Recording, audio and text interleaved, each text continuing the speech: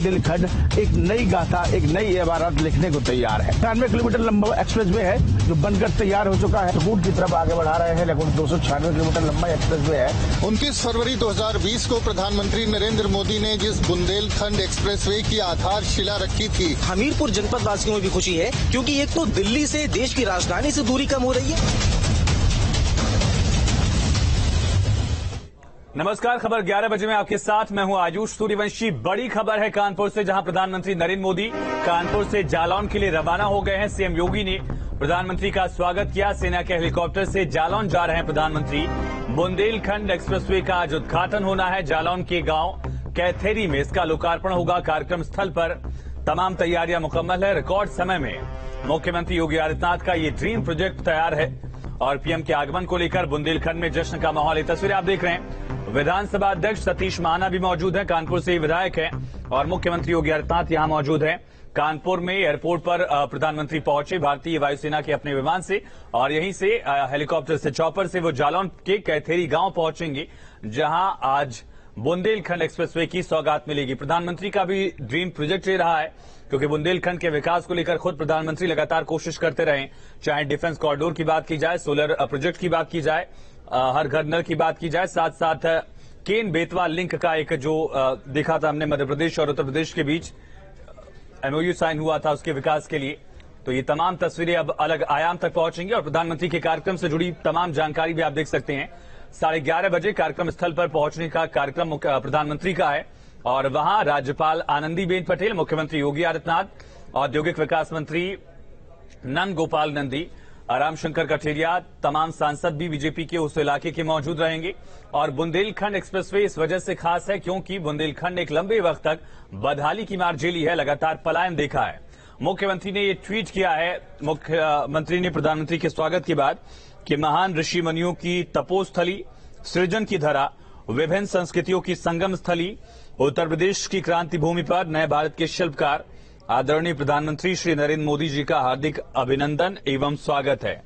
तो मुख्यमंत्री ने प्रधानमंत्री का स्वागत किया है और उसके बाद प्रधानमंत्री और मुख्यमंत्री दोनों ही रवाना हो गए हैं बुंदेलखंड के लिए, जालौन के लिए। जालौन बीच में पड़ता है, दरअसल चित्रकूट में ही प्रधानमंत्री नरेंद्र मोदी ने फरवरी 2020 में इसका शिलान्यास किया था, और खुद प्रधानमंत्री अब 28 महीने में बुंदेलखंड के बनने, एक्सप्रेसवे के बनने के बाद अब इसका उद्घाटन कर देंगे। तैयारियां मुकम्मल कर ली गई हैं। तो ये बड़ी खबर है। जालौन में पीएम के दौरे को लेकर भव्य स्वागत की तैयारियां की गई हैं। उद्घाटन स्थल पर स्वागत के लिए भीड़ उमड़ी है। करीब 1 लाख लोगों के वहां पहुंचने की संभावना है। तैयारियां मुकम्मल कर ली गई हैं, और जालौन में ये तस्वीरें देखिए किस तरह से लोग पहुंचे हैं बुंदेलखंड के, बुंदेलखंड की जनता पहुंची है। और ये सरकार लगातार बुंदेलखंड पर फोकस कर रही है। उसका दूसरा रूप आप इस तरह से देखिए कि जनता ने भी 2017 और फिर 2022 के विधानसभा चुनाव में बुंदेलखंड की जनता ने बीजेपी पर भरोसा जताया था। शायद वो विकास का ही एक पहलू था जिसको लेकर जनता ने वोट किया।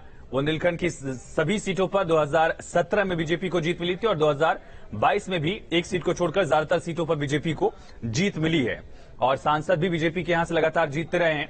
तो ये एक बड़ा कारण रहा कि बीजेपी लगातार बुंदेलखंड पर फोकस करती रही। उत्तर प्रदेश का सबसे पिछड़ा हुआ इलाका बुंदेलखंड था, लेकिन डिफेंस कॉरिडोर बन जाने के बाद, वहां सोलर पावर प्रोजेक्ट जो लगातार उसका काम चल रहा है वो शुरू हो जाने के बाद, और उन चीजों की कनेक्टिविटी जब बुंदेलखंड एक्सप्रेसवे से होगी और बुंदेलखंड की कनेक्टिविटी सीधे दिल्ली से होगी, 6 घंटे में आप दिल्ली से बुंदेलखंड जा सकेंगे, तो फिर टूरिज्म के साथ साथ इंडस्ट्रियल डेवलपमेंट का एक नया आयाम बुंदेलखंड में जुड़ेगा। पानी को लेकर वहां कोशिशें की जा रही, केन बेतवा को लेकर मध्य प्रदेश और उत्तर प्रदेश सरकार अब मिलकर काम करेगी। हर घर जल पहुंचाने की योजना केंद्र सरकार की है, उसको लेकर काम किया जा रहा है। जब पानी होगा तो पलायन भी रुकेगा, नौकरियां मिलेंगी तो लोग बाहर आना वहां से बंद करेंगे। और वो बुंदेलखंड जो कभी आल्हा उदल से लेकर रानी लक्ष्मीबाई, चंदेलों और बुंदेलों के लिए जाना जाता था, वो बुंदेलखंड फिर से अपने विकास के लिए एक नई पहचान बनाएगा, और उसी का एक बड़ा कदम माना जाए कि बुंदेलखंड एक्सप्रेसवे होने वाला है। अलग अलग जिलों की वहां पहचान है। झांसी में स्ट्रॉबेरी की खेती होती है, पूरा इलाका मटर बेल्ट से भी जाना जाता है। हरी मटर की खेती बहुत ज्यादा होती है बुंदेलखंड में। अमूमन उत्तर प्रदेश में ज्यादातर जो मटर की खेती होती है बुंदेलखंड में ही होती है। तो वो मटर के किसान, अगर झांसी में स्ट्रॉबेरी की खेती होती है, बांदा में शजर पत्थर शिल्प कला एक है, जो केन नदी में, बेतवा नदी में पाई जाती है ये पत्थर, और 400 सालों से इस पत्थर को यहां खोजा गया है। लगातार अलग अलग इसकी नक्काशी की जाती है, विदेशों में भी इसे भेजा जाता है। तो इन चीजों को एक अलग आयाम मिलेगा। सरकार पहले से कोशिश कर रही थी कि वन डिस्ट्रिक्ट वन प्रोडक्ट के तहत इन कामों को आगे बढ़ाया जाए। अब कनेक्टिविटी से इसमें और सुधार मिलेगी।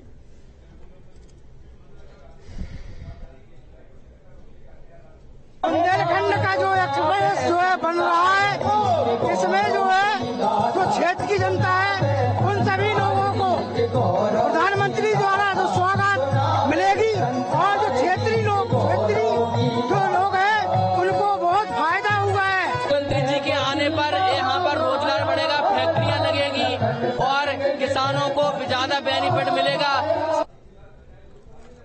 तो ये आपने सुना, लोगों को भी उम्मीद है कि पलायन रुक जाएगा, रोजगार मिलेगा, और सरकार भी यही कोशिश कर रही है। सिर्फ एक्सप्रेसवे बनाने तक ये काम सीमित नहीं है, बल्कि एक्सप्रेसवे के साथ साथ इंडस्ट्रियल कॉरिडोर बनाया जाएगा। और उसके लिए इस साल उत्तर प्रदेश सरकार ने बजट में भी 500 करोड़ का आवंटन किया था, प्रावधान किया था, ताकि जो एक्सप्रेसवेज हैं उनके आसपास इकोनॉमिक कॉरिडोर्स को डेवलप किया जाए, वहां इंडस्ट्रीज लगे, और जब वहां उद्योग लगेंगे तो वहां के लोगों को रोजगार मिलेगा। इस एक्सप्रेसवे में भी ये कोशिश की गई है कि ज्यादातर लोगों को एक्सप्रेसवे बनते समय लोकल लोगों को ही हायर किया गया था, ताकि लोकल लोगों को रोजगार मिले। साथ ही बुंदेलखंड में गिट्टी, मोरंग, ये तमाम चीजें ऑलरेडी यहां पर हैं, तो बहुत ज्यादा इसके ट्रांसपोर्टेशन की कॉस्ट नहीं आई। यही वजह है कि 12% कम लागत में ये एक्सप्रेसवे बनकर तैयार हुआ। तस्वीर आप देख रहे हैं, लाखों की संख्या में, दरअसल 1 लाख लोगों की यहां बैठने की क्षमता है, और पूरा जो ये शामियाना है, पूरा जो ये क्षेत्र है जहां लोगों की भारी भीड़ देखी जा सकती है, और कार्यक्रम स्थल पर लोग यहां जुटे हुए हैं। बीजेपी के तमाम कार्यकर्ता भी यहां प्रधानमंत्री का स्वागत करने के लिए भव्य तैयारी की गई है। बुंदेलखंड में अलग तरह से विकास हो सके, अलग अलग जिलों में इसको लेकर सरकार कोशिश कर रही है। डिफेंस कॉरिडोर का भी एक नोट यहां पर झांसी में दिया गया है। चलिए सीधा रुख करेंगे, संवाददाता अविनाश सिंह हमारे साथ लाइव कनेक्ट है। अविनाश, आप कहां हैं, क्या तस्वीर वहां पर है, और क्या तैयारियां प्रधानमंत्री के यहां पहुंचने को लेकर? आयुष, देखिए इस वक्त मैं बुंदेलखंड एक्सप्रेसवे पर ही हूं। जालौन जिला है और उरई, जहां पर प्रधानमंत्री नरेंद्र मोदी की जनसभा अब से थोड़ी ही देर बाद शुरू होने वाली है, उसी जनसभा स्थल के बगल में जहां से एक्सप्रेसवे गुजर रहा है। एक्सप्रेसवे की आप तस्वीर देख सकते हैं। देखा जाए तो अब से कुछ ही मिनटों के बाद प्रधानमंत्री मोदी यहां पर पहुंचेंगे। हालांकि पहले जो प्रोटोकॉल था पीएम का, वो 11:30 बजे का था, लेकिन अभी जानकारी मिल रही है कि वो कानपुर एयरपोर्ट से जालौन के लिए रवाना हो चुके हैं। एयरपोर्ट की जो एक्सप्रेसवे है उसकी तस्वीर सबसे पहले आपको दिखा दें आयुष, क्योंकि आज बुंदेलखंड एक्सप्रेसवे के रूप में बुंदेलखंड के लोगों को आज एक बड़ी सौगात मिलने जा रही है। और देखा जाए तो उत्तर प्रदेश को एक और एक्सप्रेसवे का तोहफा आज प्रधानमंत्री नरेंद्र मोदी की तरफ से दिया जाएगा, क्योंकि अब से थोड़ी ही देर बाद जब प्रधानमंत्री नरेंद्र मोदी इस एक्सप्रेसवे का उद्घाटन करेंगे, उसके बाद इस एक्सप्रेसवे को आम लोगों के लिए खोल दिया जाएगा। देखिए आयुष, एक अहम बात यह भी है कि जो यूपीडा ने और योगी सरकार ने इस एक्सप्रेसवे को बनाने के लिए जो एक लक्ष्य तय किया था, उस लक्ष्य से पहले कम समय में, तकरीबन 8 महीना पहले ही इस एक्सप्रेसवे का उद्घाटन हो रहा है। 36 महीने का टारगेट रखा गया था, लेकिन 28 महीने में ही इस एक्सप्रेसवे का काम कंप्लीट कर लिया गया। तकरीबन 14,800 करोड़ रुपए की पूरी लागत इस एक्सप्रेसवे को बनाने में आई है। तो कह सकते हैं कि सरकार के लिए एक उपलब्धि भी है, क्योंकि कम समय के साथ साथ जो अनुमानित लागत थी, उस लागत में से तकरीबन 1100 करोड़ रुपए की कम लागत इस एक्सप्रेसवे को बनाने में आई है। तो निश्चित तौर पर कह सकते हैं कि सरकार की ये उपलब्धि है कि पैसा बचा है। लेकिन देखिए, जहां तक सवाल इस एक्सप्रेसवे का है, तो एक्सप्रेसवे के बनने से बुंदेलखंड के विकास को और ज्यादा गति मिलने वाली है। क्योंकि देखिए आयुष, बुंदेलखंड उत्तर प्रदेश का वो हिस्सा है, वो इलाका है जो यूपी के सबसे पिछड़े इलाकों में गिरा जाता है। चाहे हम औद्योगिक विकास की बात करें या फिर कृषि की बात करें, कृषि को लेकर आमतौर पर देखा जाता है कि सूखे की वजह से कहीं ना कहीं जो यहाँ की फसलें होती हैं वो बर्बाद होती हैं। हालांकि पिछले कुछ सालों में कुछ परिस्थितियां बदली जरूर है, लेकिन फिर भी कह सकते हैं कि बुंदेलखंड यूपी के बाकी हिस्सों के मुकाबले ज्यादा पिछड़ा हुआ है। तो निश्चित तौर पर इस एक्सप्रेसवे के बनने से जो यहाँ का औद्योगिक विकास है, क्योंकि बगल में चूंकि यहाँ से 100 किलोमीटर दूर झांसी है, जहां पर इस वक्त मैं मौजूद हूं, और झांसी में सरकार की तरफ से डिफेंस कॉरिडोर का निर्माण किया जा रहा है। और देखा जाए तो इंटरकनेक्ट ये झांसी से भी ये एक्सप्रेसवे होगा एक दूसरी सड़क के जरिए। चूंकि चित्रकूट से ये एक्सप्रेसवे स्टार्ट होता है और इटावा में जाकर जो आगरा लखनऊ एक्सप्रेसवे है उससे मिलता है। तकरीबन 296 किलोमीटर लंबा ये एक्सप्रेसवे है। तो निश्चित तौर पर कह सकते हैं कि जो बुंदेलखंड का विकास है इस एक्सप्रेसवे के बनने से कहीं ना कहीं उस विकास को और ज्यादा गति मिलने वाली है। पहचान कितनी बदलेगी, क्योंकि पानी नहीं था, इस वजह से पलायन लगातार अविनाश हो रहा था और पलायन न होने की वजह से देखा हमने कि किस तरह से बुंदेलखंड में एक अलग त्रासदी थी। चंदेलो, बुंदेलो, रानी लक्ष्मीबाई, आल्हा उदले, तमाम ऐसे बड़ी शख्सियतें रही हैं जिनकी वजह से बुंदेलखंड की एक अलग पहचान हुआ करती थी देश में। लेकिन वो पहचान कहीं न कहीं धूमिल हुई। वो पहचान कितनी बदल पाएगी इस एक्सप्रेसवे से, इसके आसपास इंडस्ट्रियल कॉरिडोर से, विकास से, डिफेंस कॉरिडोर से?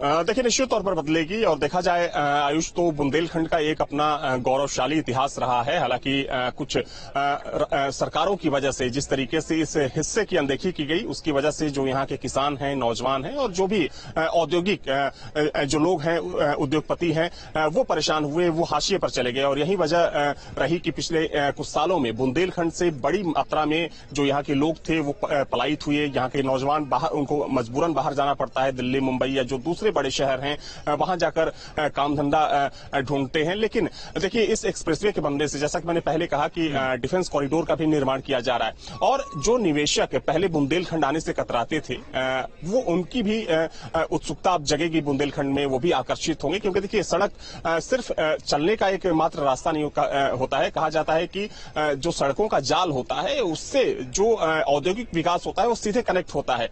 तो निश्चित तौर पर चूंकि देखिए एक्सप्रेसवे तकरीबन 300 किलोमीटर लंबा ये एक्सप्रेसवे है और एक्सप्रेसवे के आसपास देखिए सरकार की योजना ये भी है कि चूंकि ये ग्रीनफील्ड एक्सप्रेसवे है तो एक्सप्रेसवे के आसपास जो इंडस्ट्रियल हब हैं और खास तौर पर अगर हम जो मीडियम जो इंडस्ट्रीज होती हैं, जो सूक्ष्म और लघु उद्योग होते हैं, उनको यहाँ पर किस तरीके से बढ़ावा दिया जा सके उसको लेकर भी सरकार इस बात पर फोकस कर रही है, काम कर रही है। देखिए बुंदेलखंड में सूखे की समस्या तो जरूर होती है, लेकिन अगर हम दलहन फसलों की बात करें, खासतौर पर मटर की बात करें तो मटर के लिए पूरा बुंदेलखंड विख्यात है पूरे भारत में। चूंकि बड़ी मात्रा में यहाँ पर मटर का उत्पादन होता है। मटर के अलावा चना हो गया, मूंग हो गया या फिर मसूर हो गया। तो जो दलहन की फसलें हैं, दलहन की फसलें यहाँ पर ज्यादा उत्पादित उनका उत्पादन किया जाता है। तो कृषि को किस तरीके से व्यवसायीकरण के साथ जोड़ा जा सकता है उसमें ये एक्सप्रेसवे सहायक साबित होने वाला है। क्योंकि देखिए आमतौर पर चूंकि जिन इलाकों में सड़कें नहीं होती हैं, कहीं ना कहीं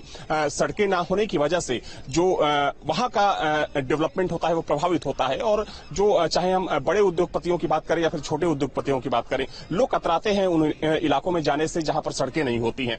तो एक तो इसका बड़ा फायदा बुंदेलखंड को ये मिलने वाला है कि इस एक्सप्रेसवे के बनने से जो औद्योगिक घराने होंगे, चाहे हम छोटे उद्योगों की बात करें या फिर बड़े उद्योगों की बात करें, जो उनके मालिक हैं या जो उन उद्योगों को चलाने वाले लोग हैं वो आकर्षित होंगे। जो यहाँ के लोग हैं जो अपनी इंडस्ट्रीज स्टार्ट करना चाहते थे, चूंकि अब सरकार भी उनको मदद देगी, जो इंडस्ट्रियल हब जो डेवलप किया जाएगा बुंदेलखंड एक्सप्रेसवे के दोनों तरफ ऐसे नोड कई जगहें बनाई गई हैं जिनको चिन्हित किया गया है कि इन जगहों को हम इंडस्ट्रियल हब के रूप में विकसित कर सकते हैं। चाहे वो कृषि से जुड़े उद्योग हों, सूक्ष्म लघु जो उद्योग हैं या फिर जो बुंदेलखंड के परंपरागत उद्योग हैं। बिल्कुल, यहाँ पर उद्योगों का विकास भी होगा और फिर क्षेत्र का और विकास किया जाएगा, ये प्लान है।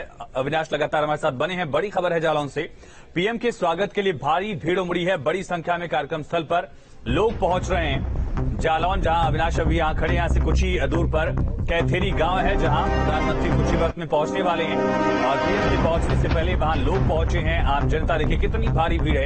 ये ड्रोन शॉट आपको दिखा रहे हैं, ड्रोन फुटेज देखिए किस तरह से लोगों के पहुंचने का सिलसिला लगातार जारी है। बड़ी संख्या में लोग यहां पहुंचे हैं। ये देखिए किस तरह से दूर तक आप देखिए, जहां तक नजरें जाएगी वहां तक आप लोग देख सकेंगे किस तरह से कोई ट्रैक्टर से, कोई साइकिल से यहां पहुंच रहा है। और बड़ा मौका है, बुंदेलखंड को अपेक्षित रखा गया, लगातार उपेक्षा का शिकार बुंदेलखंड रहा। सरकारें उस तरह से बुंदेलखंड का विकास नहीं कर पाई जिस तरह से करना चाहिए था। खासकर कि पानी को लेकर जो दिक्कत थी उसका समाधान नहीं हो पाया और रोजगार नहीं था, इस वजह से न पानी न रोजगार। तो फिर पलायन हुआ और पलायन इस तरह हुआ कि वीरों का बुंदेलखंड, बदहाली का बुंदेलखंड हो गया, वीरान बुंदेलखंड हो गया। लेकिन अब जब पानी पहुंचेगा, जब सड़कें वहां रहेंगी, सड़कों की जाल रहेगी, तो फिर औद्योगिक घराने पहुंचेंगे जैसा अविनाश ने बताया। और न सिर्फ बड़ी इंडस्ट्रीज बल्कि छोटे छोटे एमएसएमईज को लेकर भी खास यहां पर काम किया जा रहा है। तो पीएम नरेंद्र मोदी आज बुंदेलखंड एक्सप्रेसवे का उद्घाटन करेंगे। एक्सप्रेसवे में क्या कुछ खास है, जानकारी दे रहे हैं हमारे सहयोगी शुभम त्रिपाठी। बुंदेलखंड की विकास की इमारत को और भी ज्यादा बुलंद करने के लिए जिस काम की समय सीमा को 36 महीने तय किया गया था, वो काम मात्र 28 महीने में पूरा हो गया है। आइए दिखाते हैं इस एक्सप्रेसवे की खूबियां। तो इसकी लंबाई 296 किलोमीटर है और 4 लेन ये है और 6 लेन तक इसका विस्तार अभी किया जाना है। लागत की अगर हम बात करें तो 14,849 करोड़ की लागत आई है। रेलवे ओवरब्रिज इस पर 4 बनाए गए हैं। लंबे पुल की अगर हम बात करें तो 14 लंबे पुल हैं और छोटे पुल की बात करें तो 266 छोटे पुल इस एक्सप्रेसवे पर मिलेंगे। फ्लाईओवर की अगर हम बात करें तो 18 फ्लाईओवर इससे कनेक्ट हैं। टोल प्लाजा 6 इससे कनेक्ट हैं और अगर हम बात रैंप प्लाजा की करें तो 7 रैंप प्लाजा आपको इस एक्सप्रेसवे पर मिलने वाले हैं। चलिए सीधा जालौन का रुख करते हैं। अविनाश हमारे साथ लगातार बने। अविनाश, बड़ी इंडस्ट्रीज आएंगी, लगातार ये कोशिश सरकार की जा रही। इस साल बजट में भी 500 करोड़ का प्रावधान इस वजह से किया गया था ताकि एक्सप्रेसवेज के आसपास जो इंडस्ट्रियल एरियाज उनको और डेवलप किया जा सके।